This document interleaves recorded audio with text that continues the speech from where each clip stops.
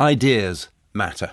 Too often at 8:10 we find ourselves focusing on things that frankly don't matter in the long term. Who said what to whom, whether they will apologise, etc., etc., but not focusing on the things that do. Our culture, our civilization, and other cultures and civilizations, the whole human project that has brought us to this day.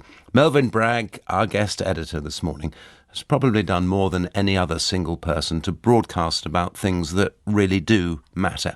When he set up the South Bank show in the 1970s, it was a truly revolutionary project, not least because he wanted to explore the whole culture, not just the bits that had been deemed worthy of exploration. When I sat down with Melvyn, we began with that project to bring an end to the division between the high and low arts. I was always of the opinion that there was an immense amount of talent, I didn't use that word, good stuff I would have used, in what they called low culture, although nobody used that phrase. It's the perfect phrase. Like pop songs, of course, like pop dramas on television, and always neglected, or mostly neglected. And when I got the chance to do the South Bank show, I did make a resolution that I was going to bring that sort of culture right up to the front, which is why I started with Paul McCartney. It was very difficult to get hold of Paul. He was an elusive person, but I thought he was a wonderful singer and writer and artist. And why on earth he was out in the cold, I do not know. But I remember when I started and I managed to persuade Paul to come on the South Bank show as the first person featured there. I didn't let it run for long enough. I'll always regret that. But anyway, he was there, and he saw me. And the Telegraph, I think it was, said, "We're very pleased to see Melvyn Bragg doing this. But we draw the line at Paul McCartney." Isn't it wonderful? Yeah. We draw the line at Paul McCartney. Tell you what, let's refresh our minds. Let's just listen to a bit of that interview. McCartney uses the studio like his sitting room, and naturally, Linda's there. My desire is always to be here. He began by talking about his childhood and his father. There's a few musical people in my family. You know, my dad was a pianist by ear, you know, and trumpet player till his teeth gave out. And he got false teeth, so he had to give up the trumpet. And he was a good pianist, you know, but he would never teach me because he felt I should learn properly, you know. It's a bit of a drag, actually, because I never did end up learning properly, and he could have taught me a bit, you know. But I suppose he did, actually, by ear, because people sort of say I do chords a lot like he used to do and stuff, so I'm sure I picked it up over the years. What sort of music were you listening to when you were a kid? I mean, before Long Tall Sally, as it were. Yeah, Billy Cotton's band show on a Sunday. Everything, really, you know, except classical, which we used to... The thing that immediately strikes me listening to that is you are not condescending to him. No, I admired him from the start. Yeah. But the old style, I want to play you a clip of the old BBC style, and it's a clip that I know personally because it's a clip of my father, the newsreader Peter Woods, interviewing the Beatles a decade and more before. So this is the 1960s approach of the BBC to the Beatles. I don't know whether you know, but Mr. Edward Heath, the Lord Privy Seal, has said that he couldn't distinguish the other night what you were saying as Queen's English. Are you going to lose some of your Liverpool dialect for the Royal Show? No, but, you know, we don't all speak like the BBC. We don't all speak like that, do we? But come up north. Well, with that, all I can do, lads, is to wish you lots and lots of luck at Royal Show. Thank you very much. Thank you. Thanks a lot. I mean, it's a totally different approach, isn't it? Yes. And I was proud to say, principle, to want to break that. I really wanted to stop it because I came from an ordinary working class background, which people didn't seem to know was full of extremely talented people. People who could sing, people who could dance, people who could write plays, people who could write poems, as they began to do. They were doing, but we began to put them on air, have joint ownership of the air. And that began about that time. And it was something that I pushed and pushed. And it didn't take much pushing because a lot of people out there were saying, yeah, of course it's good. Of course it's a good singer. Of course it's a lovely song. And look at them. Yeah. They didn't draw the line at Paul McCartney anymore. And it's worth saying, Peter Woods also came from a working class background and would have been perfectly aware of all the things you've just said, but felt, I think, that he was still representing something in the BBC that could not approach those people, that art form, in a way that met it face to face, as it were, on the level. Exactly. You mentioned the Daily Telegraph not being too pleased with the McCartney interview. Others, though, were. In other words, you were onto something, weren't you? And actually it became a thing. It turned out I was, yes. And I was pleased to have company along the way, because it began to dawn on people that this was a seamless thing. It wasn't high, middle, low. It was music. And yes, I was part of it. And then I thought, why don't we show the whole South Bank show, put show on the end of it? Oh, God, I got to stick for that. Really? Yeah. The word show? Oh, hell, yeah. Why? Well, because people didn't like it. I remember talking to Ingmar Bergman and saying, I said, I'm starting a new arts program and I'd like you to come onto it. And she said, oh, what is it called? And I said, it's called the South Bank Show. Can't you do better than that, Mr. Bragg? And I couldn't, so there we are. Did she come on anyway? Yeah, she was a sport, but she was disapproving. She thought she was going to a real arts program, and it turned out to be just a show. And then, as the years rolled by, you really had everyone, actually, didn't you? Yeah. High, low, everywhere. Yes, they did. Everybody piled in because the show was good. We had some wonderful directors and researchers doing the program. The public out there knew what we were doing, and so we got on with it. And it enriched the embroidery of the arts on radio and television massively. Among the interviews, a really memorable one with Dennis Potter, the last one that he gave before he died. Let's listen to a bit of it. The only thing you know for sure is the present tense. And that nowness becomes so vivid to me now that it's almost in a perverse sort of way, I'm almost serene. You know, I can celebrate life. Below my window in Ross, when I'm working in Ross, for example, there now at this season, the blossom is out in full now, there in the west early. There's a plum tree. It looks like apple blossom, but it's white. And looking at it, instead of saying, oh, that's nice blossom, you know, now, the last week, looking at it through the window when I'm writing, it is the whitest, frothiest, blossomest blossom that there ever could be, you know. And I can see it. And things are both more trivial than they ever were and more important than they ever were. And the difference between the trivial and the important doesn't seem to matter. But the nowness of everything is absolutely wondrous. He knew he was dying, didn't he? Yes, he did. And we got him, talked to his doctor, and I said, well, I sort of said, how long has he got? He said, well, I think he can last about a quarter of an hour being interviewed. So we came up in ambulance into the studio. And I stripped the studio, so it was just a couple of cameras, a couple of sound things, nothing else, no deck. And there were going to be no clips. I didn't want any interference whatsoever. 2 chairs, and on one chair he had himself and a bottle of liquid morphine and champagne. And so away we went. And it was very, very moving. I'd met him at Oxford. We were at Oxford at the same time. I'm going to tell you this because I know it's true, but it sounds so made up. But I did bump him. I knew about him. I mean, he was a star at Oxford. And he said, they tell me there's 3 really, really working class people at Oxford, he said. He said, there's you, he said, and there's me. He said, where's the other bugger? He really did. You don't forget things like that. Did you ever find the other? I just laughed. The one? I didn't go looking. I was too flattered. How much does class matter to you? How much did it matter to you throughout your career? Well, it would be silly to say it didn't. I'm going to be silly. It didn't. It really didn't. I came from a very secure background. My father, he won a scholarship to Liverpool Public School.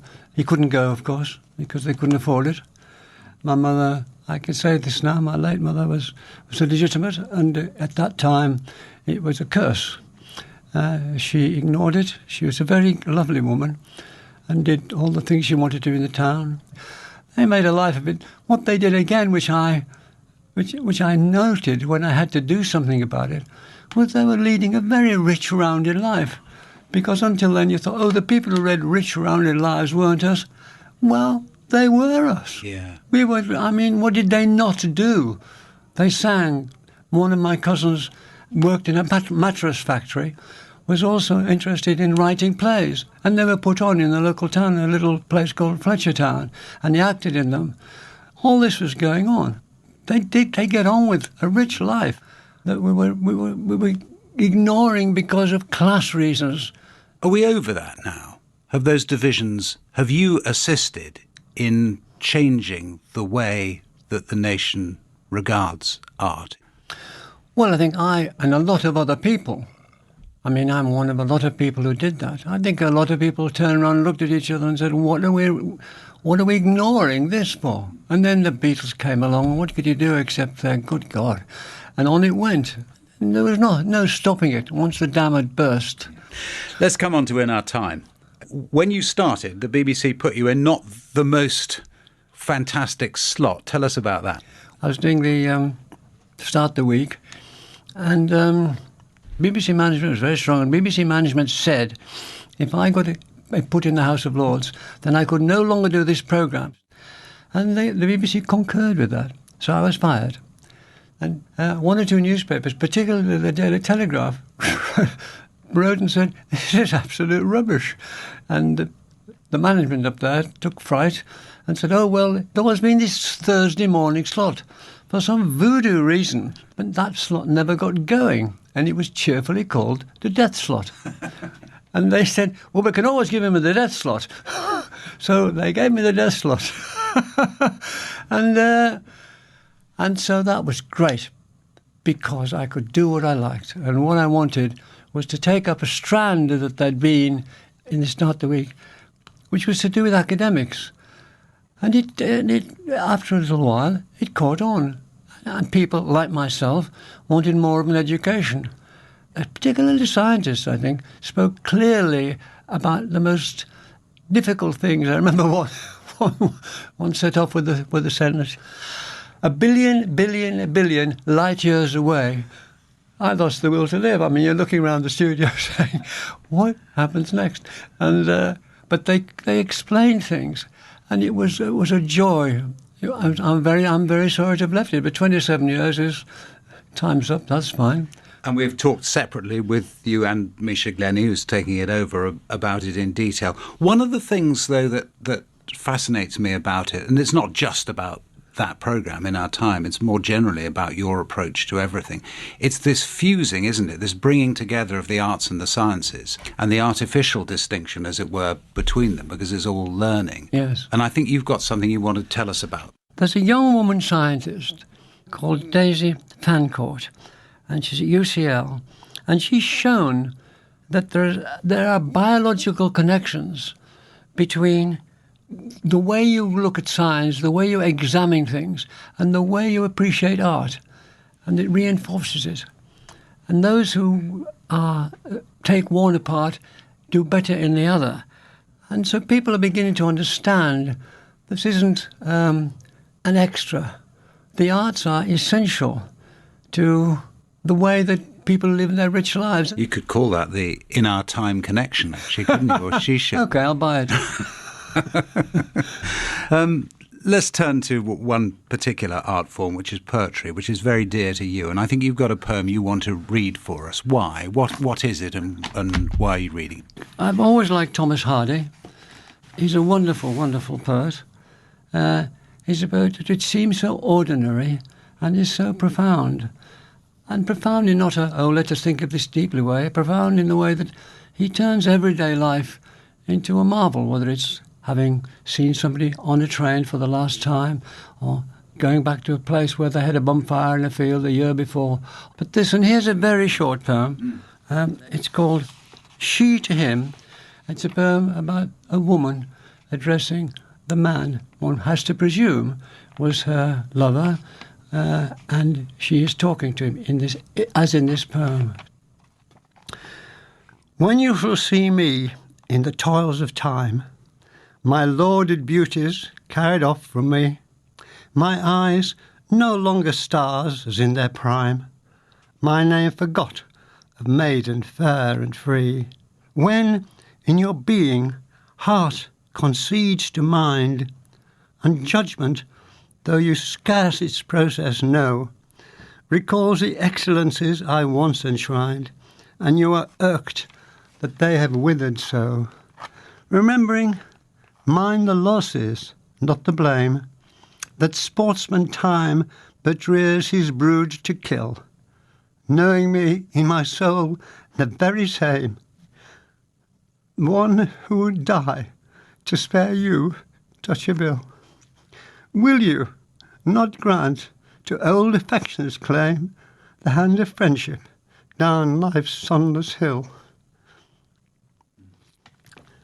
And that's wonderful. And it's brought a tear to your eye. Well, it is. It's so good. It says so much in so little. It's so true. It doesn't waste a word. There's no show. There's no, oh, I went to a university to get this. It's wisdom. You just think, yes, life is like that. That's what happens. Yeah.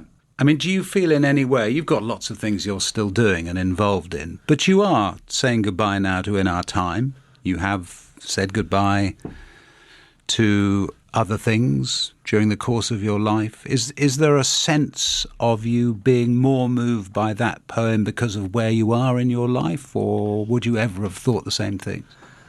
Perhaps I am more moved. Perhaps it's my age.